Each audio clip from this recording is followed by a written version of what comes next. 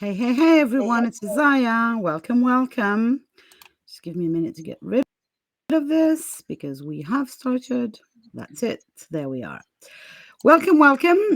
Today I am coming live as every day these days to talk about OTALOCO. And I'm not alone, as you can see. I am with Karen Coccia. Do you say Coccia? Coccia.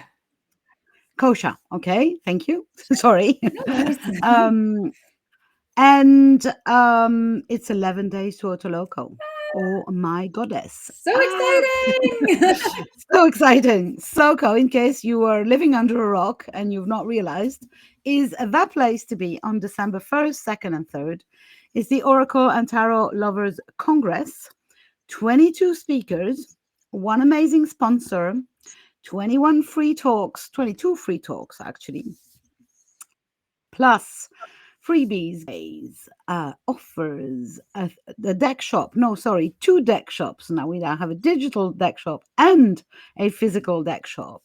We have 22 out of this world stories, and being a little bit on the inside, since I'm the host of this Congress, I can tell you, because I've listened to some of the talks, that they are amazing.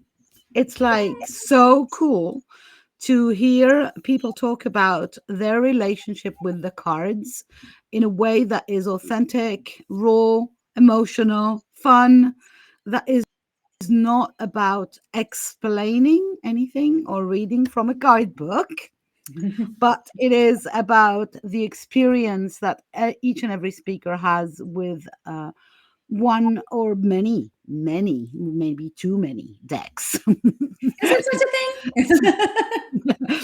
I don't know. It depends on the shelves on your bookshelves, right? But now with Deckable, so our sponsor is Deckable,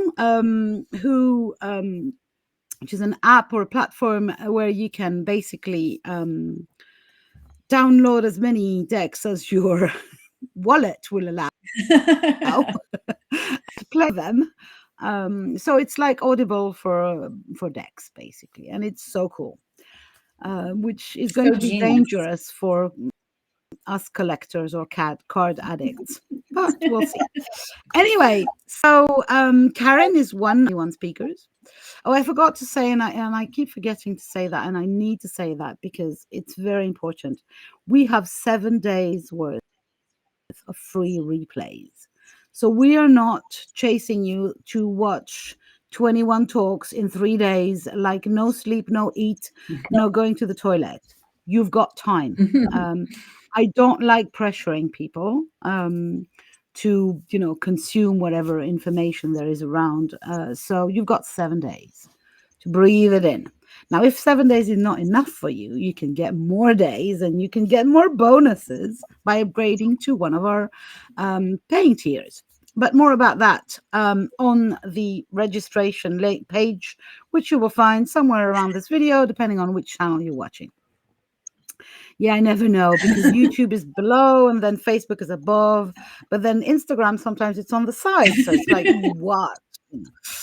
Anyway, so Karen, your talk, which I've not listened to yet, but I'm excited because it's one of those rebel talks. Your talk is about ditching the book. I love that. Do you remember the exact title? Because I don't. You know what? I have it right here, so I'm going to read it from it. Throw out the guidebook and receive the most accurate readings of your life. Ooh, I love that.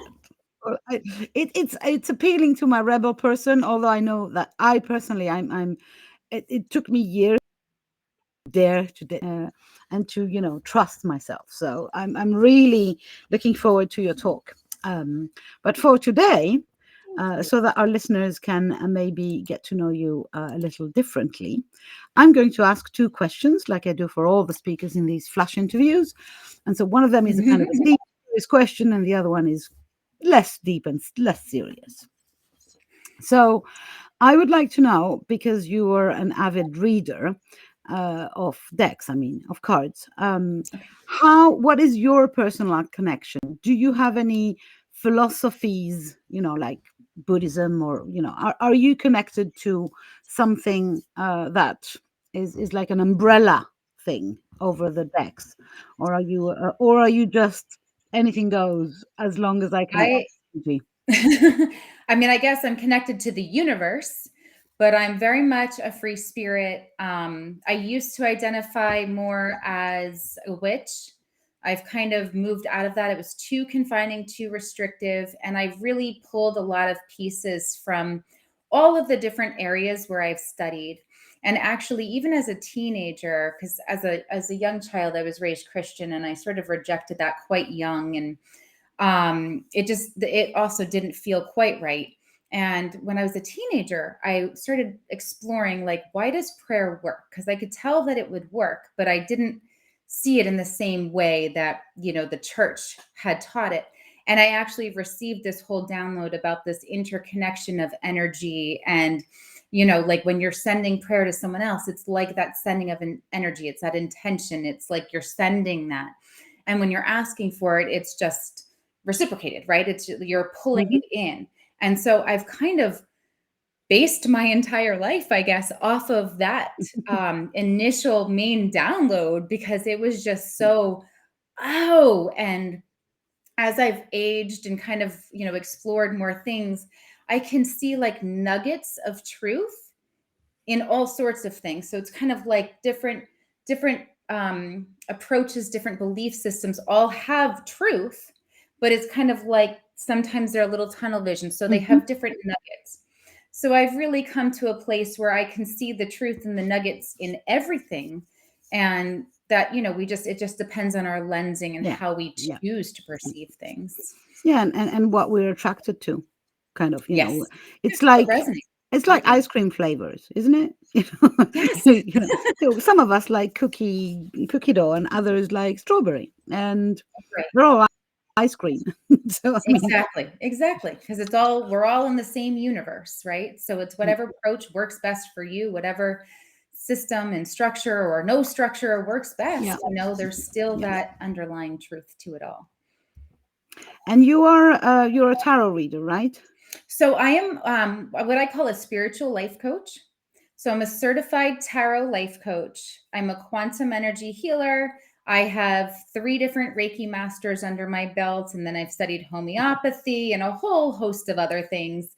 And so I work with clients very much. And I'm stepping into more calling it life coaching, because even though there's a lot of healing that goes on, the client is always the one doing the healing. Yeah.